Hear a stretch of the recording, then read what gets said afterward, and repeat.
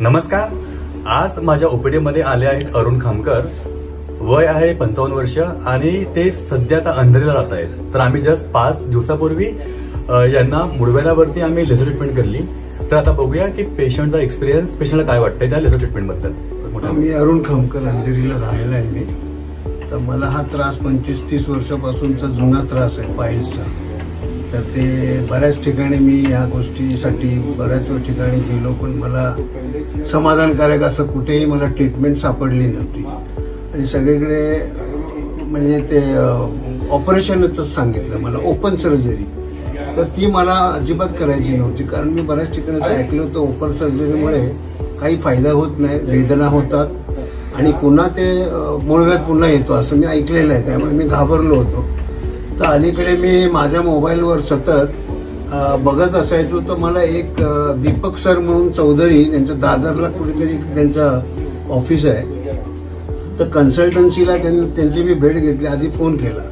तर त्यांनी मला बोलवल्यावर मी गेल्यावर बघितलं, तर त्यांनी जे मला काही समजावून सांगितलं ते मला आवडल्याने मी एवढा खुश झालो की काही करून म्हटलं मला तुम्ही हे सर मला करा तुम्ही, मला आता कुणावरही भरोसा नाही राहिलेला आहे आणि मला पुढे माझं आयुष्य व्यवस्थित जगायचं आहे. तर त्यांनी तसं केलं आणि मला खूप कोऑपरेट केलेलं आहे आणि मी त्यांच्यावर व्यक्तिशः खूप खुश आहे, त्यांच्या ट्रीटमेंटवर, त्यांच्या कामावर.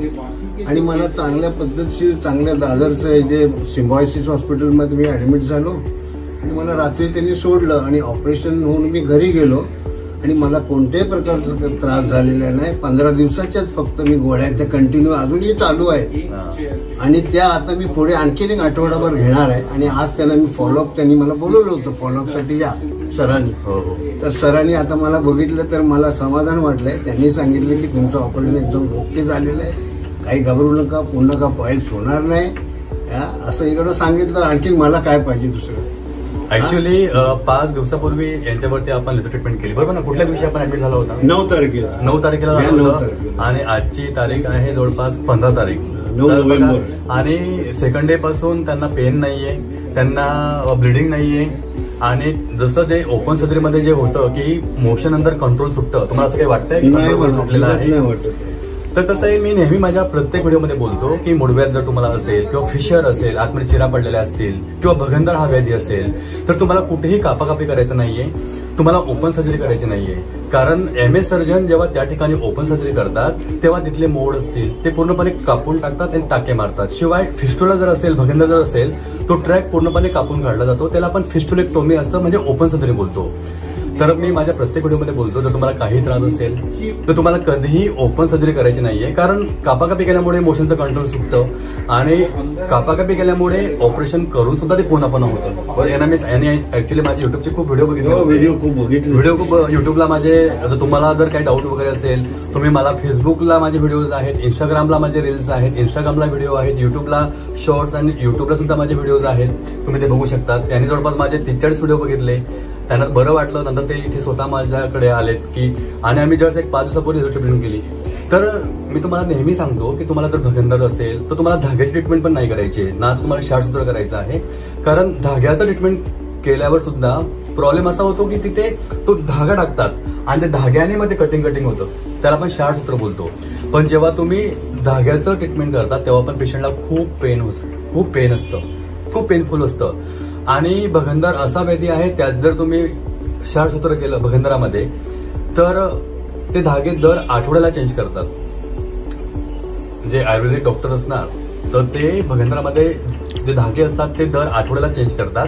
आणि जर तुमचा समजा भगंदर जर तुम्ही MRI केला आणि त्यात जर तुम्हाला 8 सेंटीमीटर ट्रॅक आहे, 7 सेंटीमीटर ट्रॅक आहे, तर तुम्हाला प्रत्येक धागा एक 7-8 वेळेस ते चेंज करावं लागतात. म्हणजे 2 ते 3 महिन्याचा कालावधी हा भगंदर बरा होण्यास एवढा कालावधी लागतो.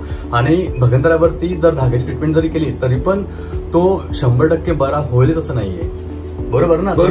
यांनी पण शास्त्राचे खूप व्हिडिओ बघितले होते आणि डॉक्टरांनी यांना 2-3 डॉक्टरांनी तुम्हाला ओपन सर्जरी सजेस्ट केली होती. सगळ्यांनीच ओपन सर्जरी शिवाय कोणी बोलतच नाही. आणि मला ब्लिडिंग खूप व्हायचं आणि त्यामुळे मला विकनेस पण यायचा एवढा की माझे हात बी कसे लटपटायचे. तर एवढा तसं काय मी एवढा वीक नाही, तर मला कोणतेही रोगराई नाहीये.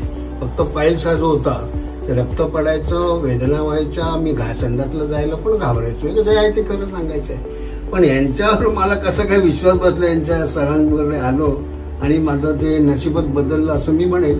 आणि याच्या पुढे मी लोकांना सजेस्ट करणार आहे. आता ऍक्च्युली जेव्हा आमची ओपीडी झाली पहिल्यांदा, त्यांची वाईफ आली होती, यांचा मुलगा आला होता आणि यांनी मला खूप प्रश्न विचारले की डॉक्टर तुम्ही 100% सांगा नेमकं काय आहे, खरं होणार ना, बरोबर ना. पण त्यांना मी पूर्ण त्यांना व्यवस्थित सांगितलं की तुम्हाला हा आजार परत नाही होणार तुम्हाला आणि आपण कुठेही कापाकापी करणार नाहीये. तर त्यांना मी हमी दिली आणि त्यांना बरं वाटलं आणि केली पण जसं झालं तसं ते झालं पण. आता एका आठवड्यात मी एकदम नॉर्मल झाल्यासारखंच आहे. एक आठवड्यात फक्त घरी आराम केलाय मी. आता बाहेर फिरतोय, इंटरेस्ट सगळं काय खातो पण सगळं काय. ओके, म्हणजे पथ्य पण पाळत नाही तुम्ही? पथ्य पण पाळत नाहीये जे आहे. 4-5 दिवस पाळलं मी, पण एवढं काय आता तिखट बिकट खायचं नसतं, ते आपल्याला पाळायलाच पाहिजे आपल्या भल्यासाठी. ते मी आता पुढे पाळणारच आहे. पण सरांनी मला असं काय बंधनं नाही घातलेत की तुम्ही खाऊच नका वगैरे, असं इथे काही नाहीये. त्यांनी ते सगळं मुळापासून जे काय आहे ते सगळं. आणि जनरली अजून एक सांगायचं आहे की बाबा जेव्हा आपण ओपन सर्जरी करतो जेव्हा जखम होते तर तुम्हाला कुठे जखम वगैरे होती का? नाही, एक थेंब रक्ताचा नाही पडलेला. ओके, कुठेच जाणवलेलं नाही. मी आता कम्फर्टेबली बसतो त्या जागेवर, पण मी चेक करतो कुठे काय लागलेलं काय दिसतंय का रक्त, असं काही. जर तुम्हाला असंच जर भगंदर असेल, मुळव्याध असेल, मोशन नंतर जर खूप जास्त ब्लिडिंग होत असेल किंवा पेन होत असेल तर तुम्ही नक्कीच मला कॉन्टॅक्ट करू शकता. माझा नंबर आहे 9820125400. धन्यवाद.